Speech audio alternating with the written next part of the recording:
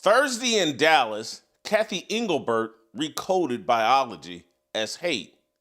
Haters, she said, people who never watched the NBA, using the league to sow divisiveness. That same Thursday, Matt Calkins resigned after 11 years at the Seattle Times because they killed a column that refused to call Sophie Cunningham transphobic. Same priesthood, same smear, same day. Transphobic is not a diagnosis. It is a club they swing when the argument is lost. The working definition is unfair hate, fear, or discrimination against people who are transgender. Rejecting a gender identity, treating someone poorly because they do not match the new social script about sex. Hate, fear, discrimination. I do not feel any of that. Most people do not. Matt Calkins did not. There are people who refuse to affirm gender dysphoria. That is not hate. That is not fear. That is not discrimination. That is reality. A man cannot become a woman. A boy cannot become a girl. Girls still get a category. The Seattle Times heard that sentence and reached for the dirtiest word in the American style book. There's that fire. Grab your popcorn. Calkins paid with his job. After 11 years as a sports columnist, he resigned on the spot because the paper sat on, then killed a column whose entire point was one sentence. Agreeing with Sophie Cunningham does not make you transphobic. That walkaway is brave. It will cost him money. It will cost him standing in Seattle, a city that treats LGBTQ orthodoxy like civil religion. Hebrews 11 says, Moses, when he was grown, refused to be called the son of Pharaoh's daughter. He chose affliction with the people of God over the treasures of Egypt for a season. Calkins is not Moses. Seattle is not Egypt. The courage is the same shape. A man looked at a palace, the paycheck, the masthead, the invitations in an LGBTQ-friendly town, and decided his soul was not for sale to the house style. Proverbs says the fear of man is a snare. The Times built a newsroom on that snare and called it Standards. What shall it profit a man if he gains the whole paper and loses his own soul? He answered with a resignation. The buried column was not a manifesto. It was a 16-year-old girl, Anayeli Wilson, sat courtside at Climate Pledge Arena during Seattle's game against the Fever with a sign thanking Sophie Cunningham for speaking up for girls. She said she does not hate trans people. She said girls should have their own sport.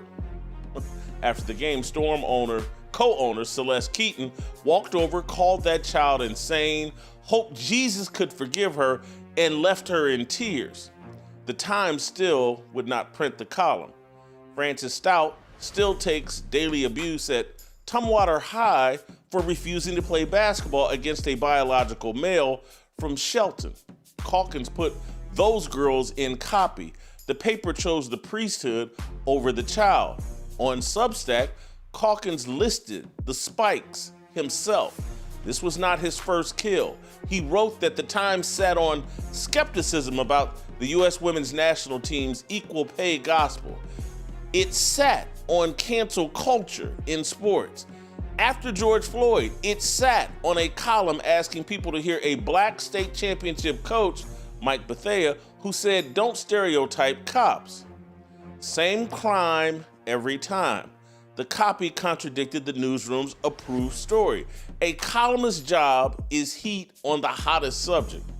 If the only legal opinion is the orthodoxy, you do not have a column, you have a press release with a byline. Cathy Engelbert preached that same creed from Dallas on the same Thursday. People who never watched, never wrote, never reported, haters using the WNBA to sow divisiveness. The league already put it in writing. Raising eligibility is a bad faith effort to demean or marginalize. The CBA says only women are eligible and then refuses to say what a woman is. Sophie Cunningham asked for a bold commissioner from inside the locker room. Thursday's answer was the smear, not the definition. Newsroom and league share a clergy. Transgender orthodoxy is the religion. The category is settled, so the speaker is the problem. Stamp transphobic on a man who will not affirm the delusion, and you never have to prove hate, fear, or discrimination. You just end the argument. Annealy, Wilson, and Francis Stout are the human receipts. Sophie Cunningham said it from the floor. Matt Calkins is the columnist who paid the price a Metro newsroom now demands when you contradict the creed in a city that will punish you for it. Your paycheck, your standing, your byline. He would not let them hang a false word on his neck. That word does not stay in a Seattle newsroom. It runs the culture. The LGBTQIA+ alphabet mafia learned the cheapest way to rule America: control the language, and the institutions follow.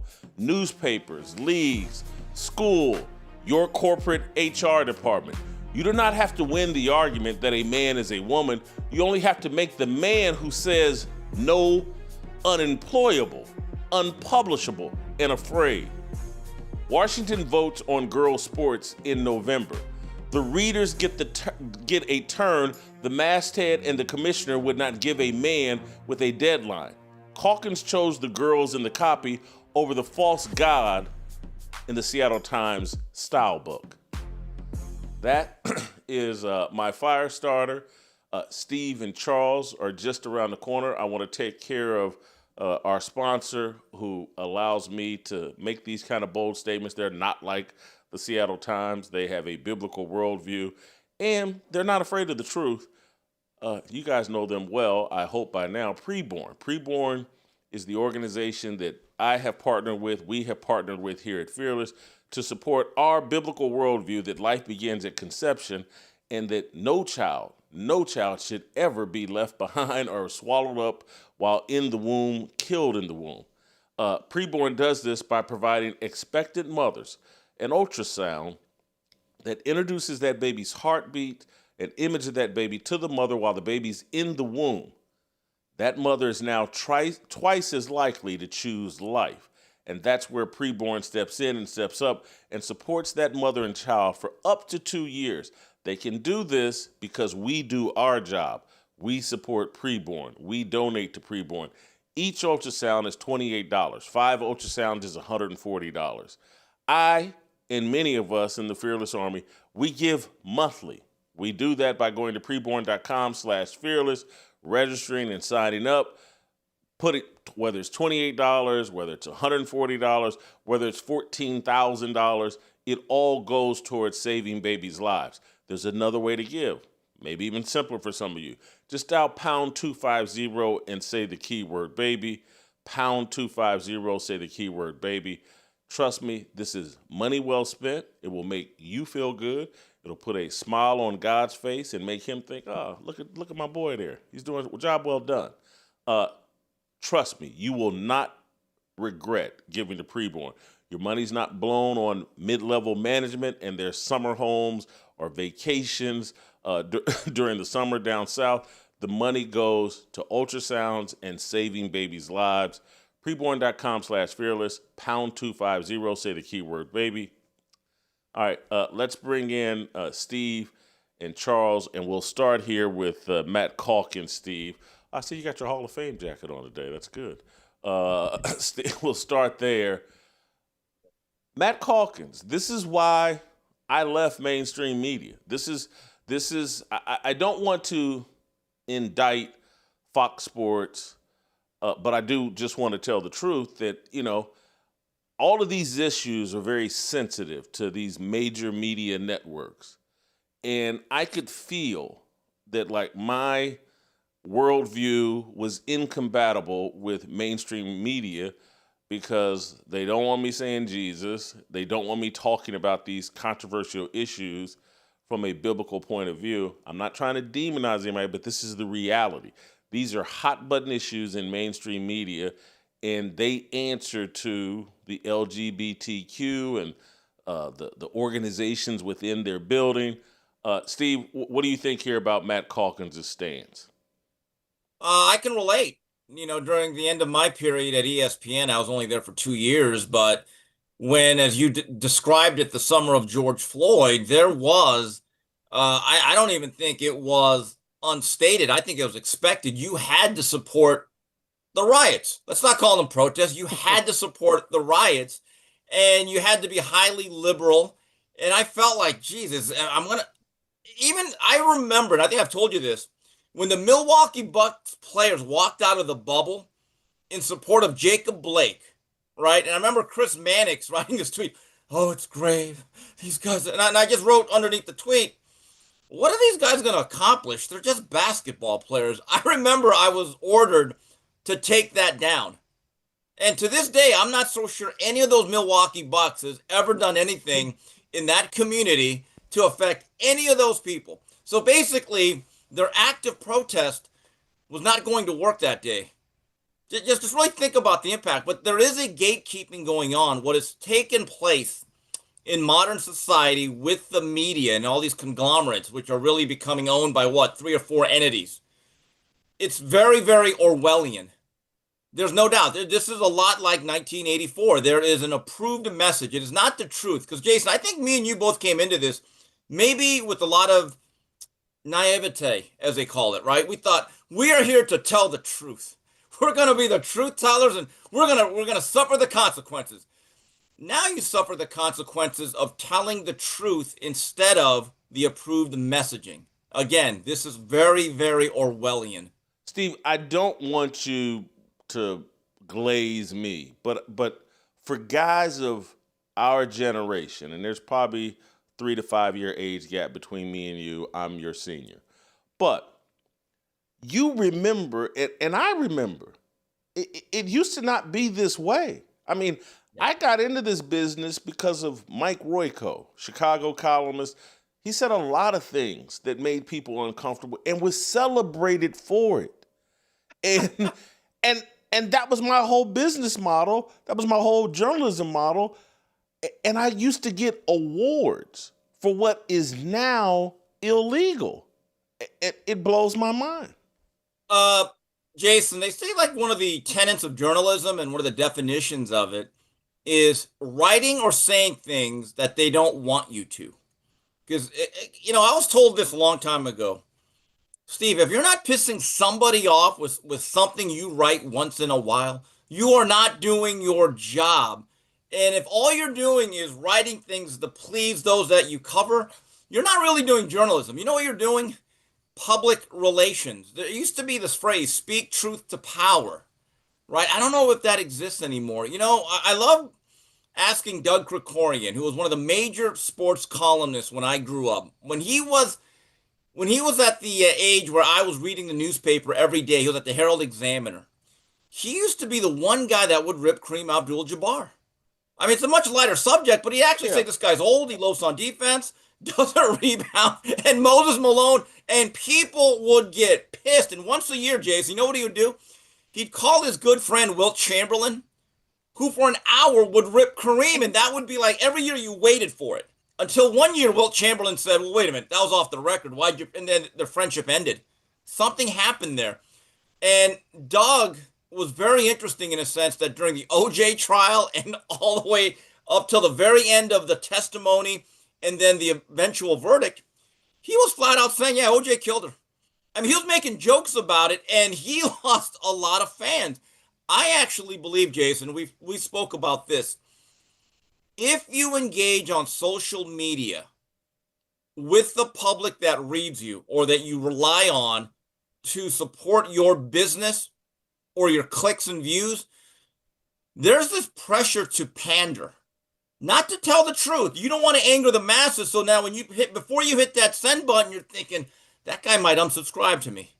And then that might catch fire. So now you're under pressure. I think when you were at the top of your game, Jason, you might get a letter to the editor. You might print it. Hold it. Are you suggesting I'm not at the top of my game?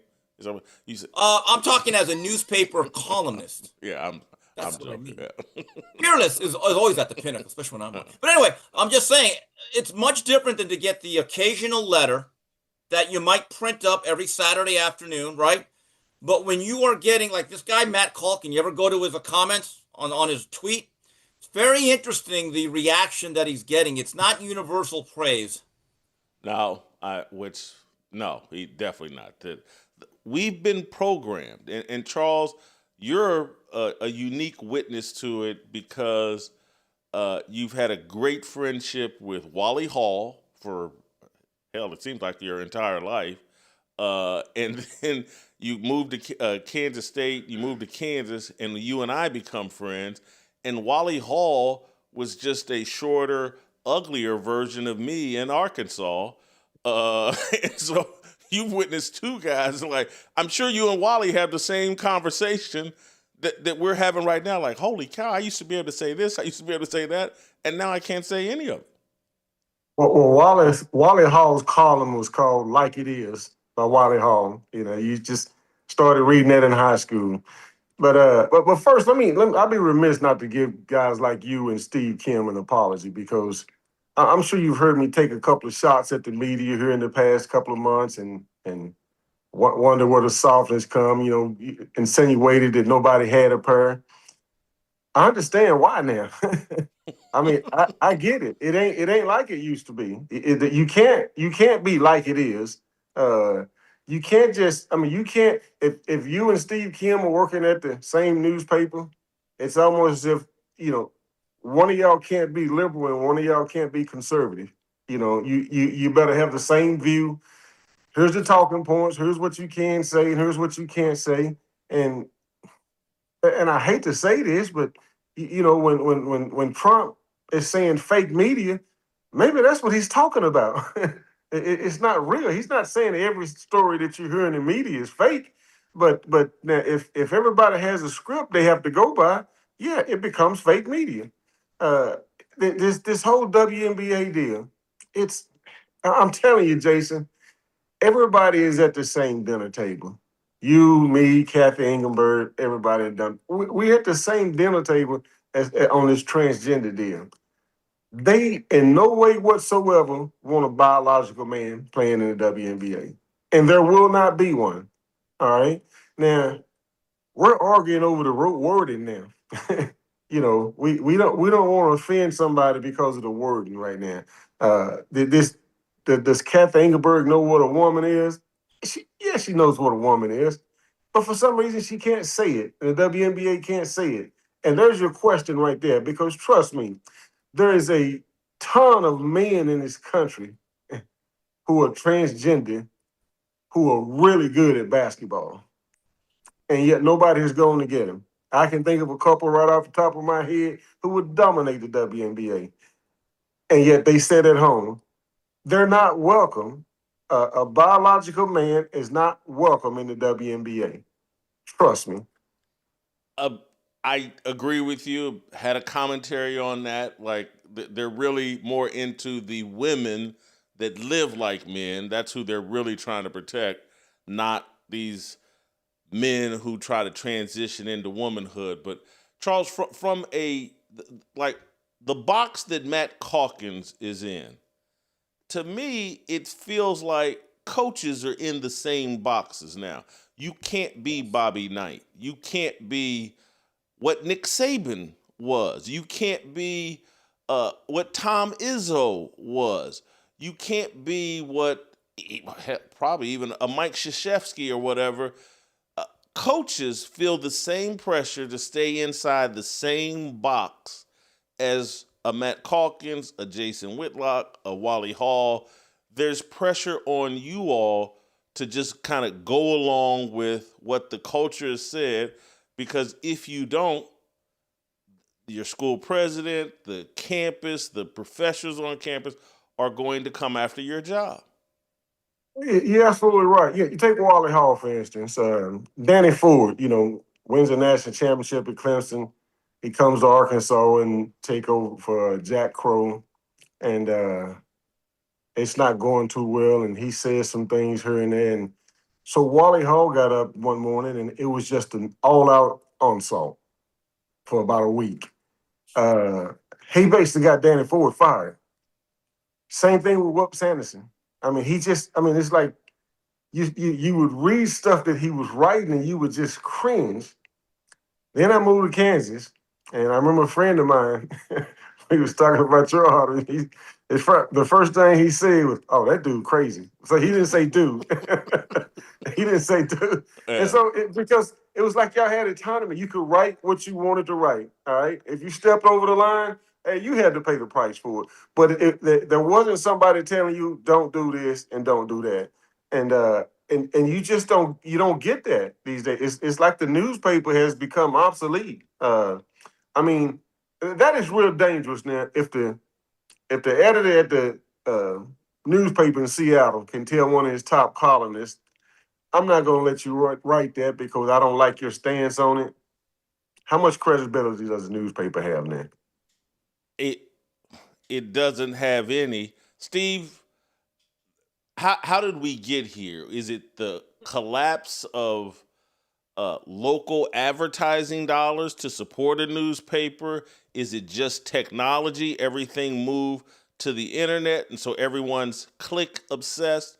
And it seems crazy because when the internet started taking over the newspaper industry, I was still the guy that the whole community clicked on first.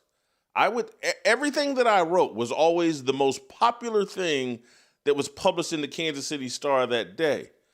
But now it seems like if I were still in newspapers now, they would feel like, no, he's costing us clicks. I don't know how we got here. Yeah, what did they say about the decline of the newspaper business? It was gradual, and then it was sudden. And there's several reasons for it, I believe. Number one, there's a reason why there used to be laws for years that I don't even think they're upheld anymore about the consolidation of media. Like, not everyone was allowed to own all the radio stations, right? There had to be a separation between church and state and also radio stations. Also, the way the newspaper business was handled, I don't think it ever fully embraced what was happening in terms of print media and how it was going to be consumed. Okay, so that's a business thing. In terms of the editorial content, that's a deeper, broader question, because if you go into our educational system, there has been what I would call an infiltration of highly liberal socialism. It's an indoctrination of our masses, right? So our teachers and professors, you look at their backgrounds, and you think they're teaching our kids math and Columbus and that George Washington was a great American. Meanwhile, they're coming home with a bullnose ring and thinking, "Wait, what's going on here?" They're joining the trench coat mafia. None of this is really by accident, because if you see what's going on at certain schools and the political and cultural dogma that they are teaching, well, now, why wouldn't we be of the thought that maybe that's happened in the editorial rooms? Because if you look at the backgrounds of a lot of these individuals that are the editors, the deputy editors, they have a certain political bent, right? And Thomas Sowell one time said it best. They love diversity, except when it comes to putting in a black conservative or someone that's a Republican. See, because I think part of this is all about the diversity, right? It's never diversity of thought. What they want is another way of saying, we want non-white, right? And every non-white has to have a certain political and cultural belief, or they're not the diversity that we are going to hire. I've been wanting to make this point for a couple of weeks and have been looking for a spot, and this is the spot, and then I'll say this, little bit of commentary afterwards, and then we'll move on to some football topics. But Steve, Charles, Charles, you may be aware of this because I may have said it to you earlier this week. But at ESPN, Steve, do you know who the top two journalists are covering the WNBA, women's college basketball, and all that? Do you know who they are? I can honestly say the last time I went to ESPN to click on for women's college basketball coverage was the 28th of February. So no, I wouldn't know. It's a woman named, or I'm sorry, I don't want to say a woman. It's a they them. It's a they them. She calls herself Katie Barnes, but she identifies as a they, them. She's got some sort of gender issue. I thought for a long time she was trans, but I've been told, no, she's not. She's just a they, them. She doesn't identify as anything. She writes a lot of stuff about the WNBA, and she's part of the intellectual backbone of ESPN's coverage of women's basketball. But the real king, queen of WNBA and women's basketball coverage at ESPN is a woman named Michelle Vopel. I used to work with her at the Kansas City Star. At that time, she was a lesbian woman, hardcore feminist. I got along with her relatively well. I'm sure she hated me and would say so to this day, that she hated me, and she really hates me right now because Michelle Vopel is now Michael Vopel. And she's a man, and she's gone through the entire transgender deal, I think. I think she has a beard, blah, blah, blah. And, I'm misgendering her right now by calling her, but that's the Michelle Vopel I knew. She's now Michael Vopel. That is the intellectual backbone. That's the people driving ESPN's coverage of women's basketball. And if you're wondering, again, ESPN is the worldwide leader in sports, even in its weakened position. But that's who's driving the major media and all of the media's coverage of women's sports. Michelle Vopel, Katie Barnes. Michael Vopel, Katie Barnes. Now, I have a question. The beard, is that how did she get that? Or how did he get that? I'm fascinated. I think she's having a beard. That when I see her little bio now on the deal under Michael Vopel, and Michael Vopel, Michelle Vopel, is probably in her 60s. Charles, I believe you met Michael Vopel or know of Michael Vopel, Michelle Vopel, because she used to cover Kansas State women. Yeah. Anyway, Charles, your thoughts on the two people driving women's basketball coverage globally, certainly here in America, are people with gender quirks. Let's call it that. Try to be non-offensive. Well, you worked there before at ESPN. Do you think that's by accident? No, okay. Not at all. And I don't know why they would feel the need to say, okay, you got to be straight or gay or lesbian or transgender to cover basketball. I mean, I don't know who they pandered into on that. I mean, maybe they came to the conclusion that these were the best journalists that we had. I find that unlikely, but I will get Michelle Vopel's back at the Kansas City Star covered women's basketball pretty well. There were questions about her tactics and maybe questions about, biases or this or that. But she was an authority on women's basketball then. But I just think these people's personal lives, their personal worldview conflicts with just covering it straight and for the truth. And I'll end it here, and then we'll talk some football. The point I'm making is I don't let the color of my skin dictate how I cover sports. And I believe these women let their sexuality, their gender issues drive their coverage of sports. It's very personal to them. They're not in pursuit of truth. They're in pursuit of affirmation or confirmation of their worldview, and it affects their coverage. All right, I want to put a pin there, move on to some football stuff. Joe Burrow has once again made a statement that is making people say, man, he's trying to send a message to the Cincinnati Bengals organization, or is he trying to send a message to his teammates on the Bengals? Let's play the clip. Not a lot of quarterbacks would talk about chasing a championship in, mid-August. Why are you comfortable doing that June, July, and August right now? I'm trying to put it out into the world. I'm trying to manifest it. I'm trying to show our guys the urgency that I have and that I want us to have as an organization to go and make it happen. you can keep pushing it down the road, or you can talk about it now and say this is the year. And I'm tired of saying next year. This is it. Your life is too short to keep pushing things down the road, and I'm trying to instill some urgency and some intensity in everybody to go and be great every day and try to go make it happen. You feel like it's got to be now or never? That's how I'm treating it, for sure. That's how I'm treating it. Steve, who's he talking to? Management or his teammates? Everybody. And I kind of liked. I thought it was a strange question. Hey, so he's supposed to say, hey guys, let's go 9-8 and again and miss the playoffs. I mean, look, he's in his 7th or 8th year, right? His rookie year is 2020. So you can honestly say he is now beginning the back half of his career. He's had one great playoff run. Everything else has been a little bit disappointing in the sense that he's been, I would say, not unscathed physically, which is not his fault. They haven't made the playoffs last couple of years. The other side of the ball has really let him down. There may be an imbalance in their payroll, but they've tried.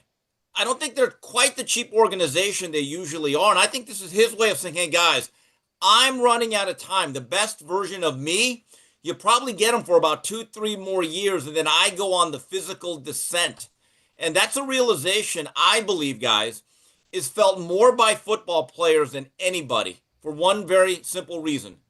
The careers are much shorter and they're much more punishing physically. And for Joe Burrow, if he really cares about stuff like legacy, what are quarterbacks defined by more than any other position in sports? Championships. And as of right now, he's got none. Charles, who do you think Joe Burrow's talking to the most here? His teammates or management? I hope he was talking to himself, because the biggest problem they've had in Cincinnati is you keep getting hurt. They got a bad defense. They've had a bad defense. But they can't get in a groove because, it's a finger here, it's a toe here. It's been Joe, and he's one of the most talented football players on the planet.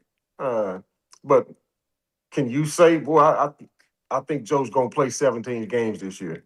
He seems to be brittle, to be honest with you. Here's the thing that gets me when these people, we're all in, it's Super Bowl or bust. Here's one thing I can tell you in absolute fashion about the NFL this year. They're going to crown one team at the end of the Super Bowl. Just one.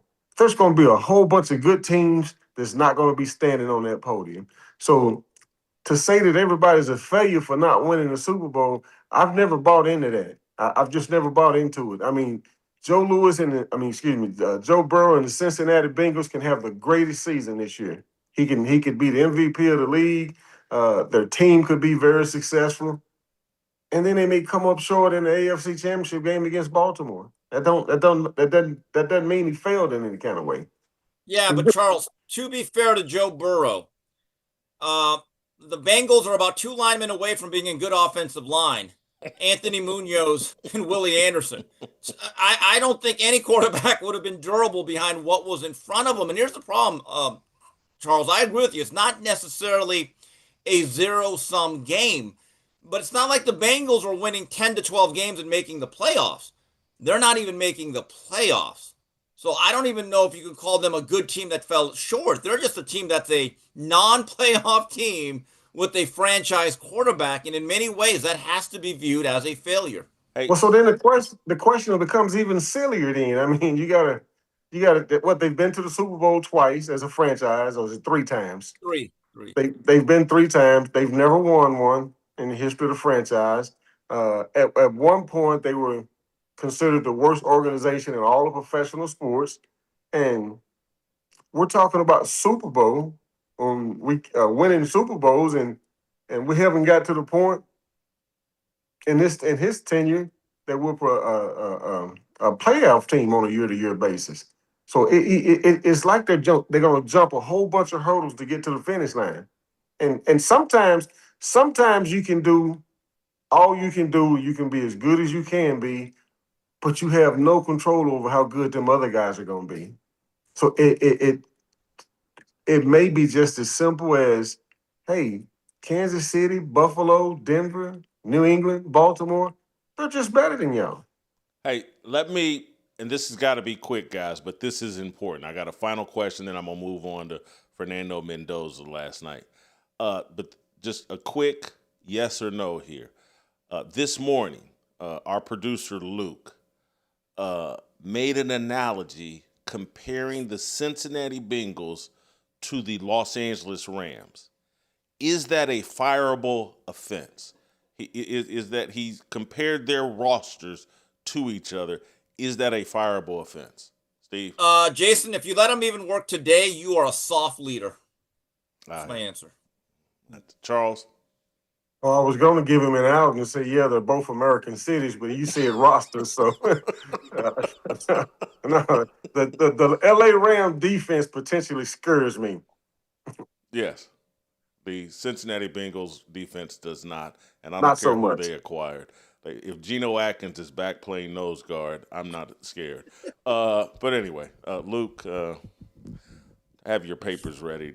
Turn in your laptop and playbook at the end of this show. Let me move on quickly to Fernando Mendoza last night. 8 of 15 passing, 86 yards. He threw a pick six, 42.6 QB rating, took 1 sack. But his first 2 drives were shaky. His last 3 drives, last couple drives, looked halfway decent. Should we take anything away, Steve, from Fernando Mendoza last night? Yeah, it was a good night for Kirk Cousins. I think he solidified his starting role, at least in game 1. Jason, the one knock, and I like Fernando, and he shows this. When his first read is open, he can make every throw. He can throw into the teeth of the defense. He can puncture a zone. But you notice, and I've noticed this, when that first read's not open and he's got to go to the second read and he hitches, just that split-second hesitation, that's where he has his issues. Keep this in mind. In Indiana, they did a lot of the RPO, which is really one read. The National Football League, I don't see as much RPO, and you got to be able to read. And what do the coordinators do in the National Football League? When the games count, they take away your first option. So I think that's going to be something they're going to have to work on. Charles? I'll tell you what, if that first read is open, 90% of the quarterbacks in the NFL will be eligible for the Pro Bowl. I mean, that's what separates them. I've watched him. Here, he's got 2 things going for him that nobody's talking about, and there's 2 great things in his favor. And one is Kirk Cousins. He doesn't have to play, and we've gotten to a point in football where we think the norm is, okay, you come in as a rookie, you set the world on fire, you show it all. No. They still need a maturation period. The other thing that he's got going for him is he got a part owner who understands that better than anybody. He doesn't believe you should. Tom Brady has been quoted as saying so many young careers have been ruined by putting them on the field too soon. So it was a great pickup when they got Kirk Cousins. As long as Kirk Cousins is healthy, he's going to be there this year. And they're going to make sure that this guy learn how to play quarterback in the NFL before they just throw him out there to the wolves. And that is not a slight on him. That's actually a blessing. Yeah, I think his attitude, and people make fun of it, how positive he is, some of the quirky, silly things he says. But I love the guy's attitude. I love his coachability. I was initially like, hey, what are they doing with Kirk Cousins? But now I kind of see it, get it. It makes sense. He can learn from Kirk Cousins. I think Kirk Cousins is going to enhance his coachability, take some pressure off of him. And if Fernando Mendoza sits, if he's the 3rd string quarterback this year, I won't care. At 6'5", I think he's put weight on.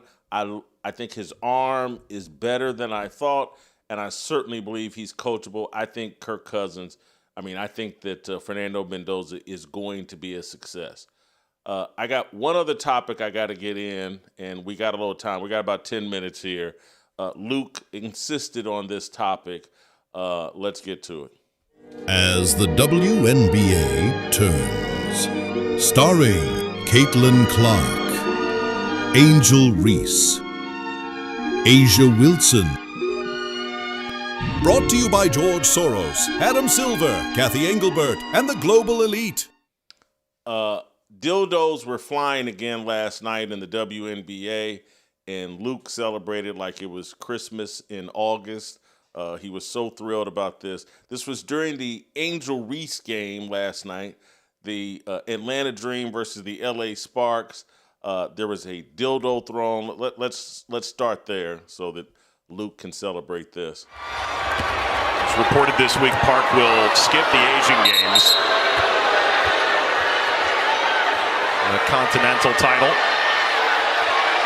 There's a stoppage here, and Angel Reese is pointing out the perpetrator. Something was thrown onto the court. And security has made quick work of this.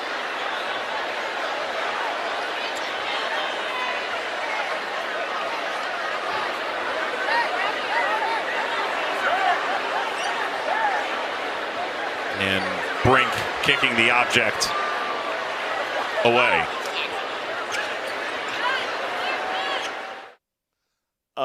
I'm saying this in all seriousness. I have a source that says that will not be the last dildo thrown in the WNBA game as we close out the regular season, and that dildos may start appearing in other sports. This is a protest of the heat that Sophie Cunningham's been taking and the whole transgender issue. I'm seriously saying that because I was told by this source yesterday. Dildos will fly tonight. And they did. And they said they're not going away. So that looks like that. The way Angel Reese smiled, that looked like that was from the Angel Reese collection, limited edition. But anyway, Angel Reese, the other part of last night, and we can talk about both, was that Angel Reese went 9 of 9 last night. I know the LA Sparks aren't any good. They're tanking. They've given away all their talent. But holy cow, has Angel Reese responded from getting embarrassed, 2 games ago, 3 games ago, where she couldn't make a shot and everything was getting blocked and she blew wide open layups and all that, missed the game winner. She has responded like a true competitor. But Steve, we'll start with your reaction to the return of dildos to the WNBA. Is it you giving us a thumbs up or thumbs down? Well, based on what you said, I think I'm going to buy some stock in some companies. It's going to be flying off the shelves on Amazon.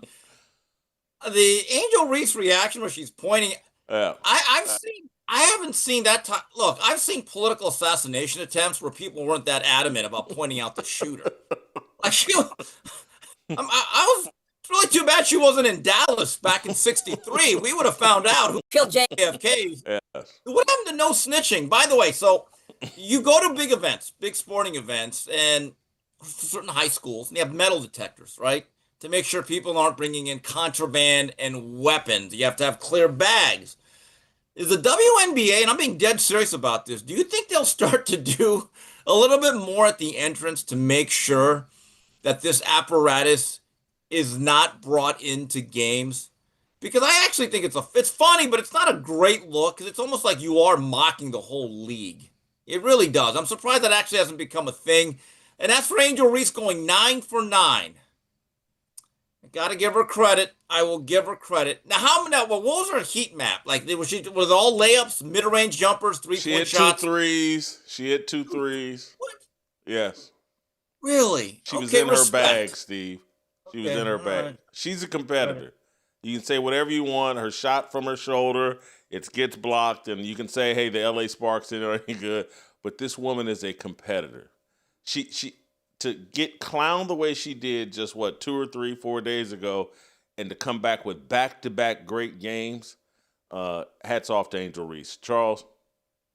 I watched that game last night, and when they were showing it on television, I could have sworn I saw a guy sitting up in that section with a gold jacket on, a yellowish gold jacket. Steve, you didn't throw that. It's in L.A. Time out. You know what I find offensive? Yeah. Not that Charles was trying to insinuate that I threw a dildo onto the court, but the insinuation that I may have gone to a WNBA game? Oh, Oh, Charles, those are fighting words. I'll throw a dildo, but not at a WNBA game there. Nuh-uh. Not happening. Tell you something. It was I watched that game last night, and here's what Angel Reese can't do. She can't post up. I keep saying it. She can't post up. She doesn't have instant lift. Maybe it's because of that foot. But when she's going downhill, she plays from the high post is where she needs to play from, but they have her in the low post. When she can get it at the high post and go downhill, that's when those are the ones she finishes. She was 2 for 2 from the three. Oh, she's 9 for 9 overall. She had about 3 steals and she led them up in transition. But none of that is what impressed me. There's a play in the half court where she makes where she crosses somebody over and she's going down to the goal full speed and she makes a left-handed pass to the opposite corner.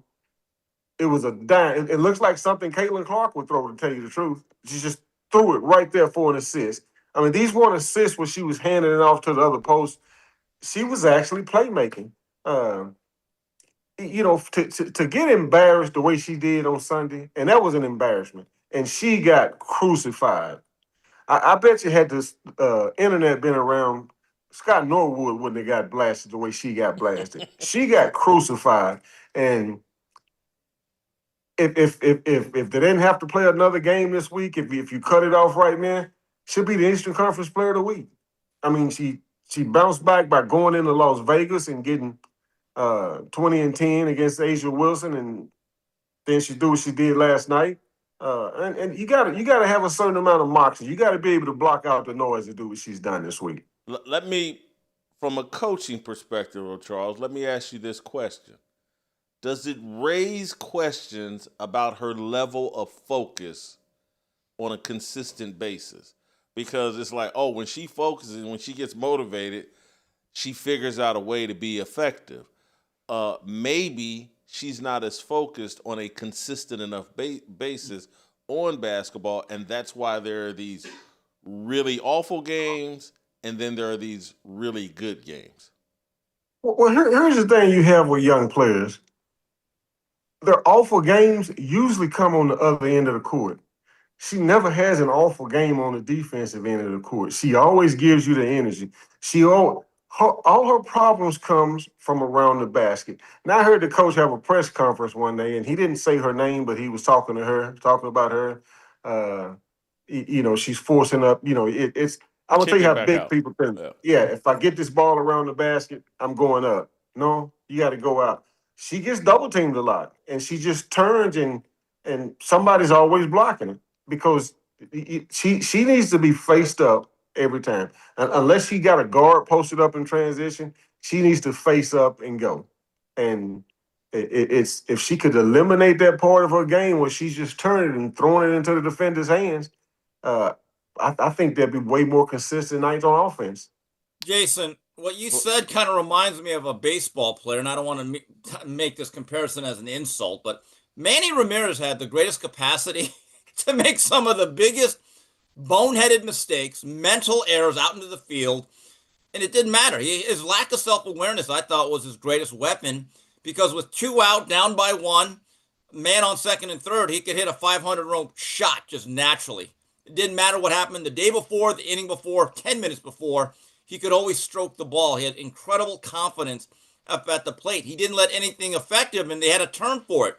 It was called Manny being Manny. So maybe this is Angel being Angel. I like that point.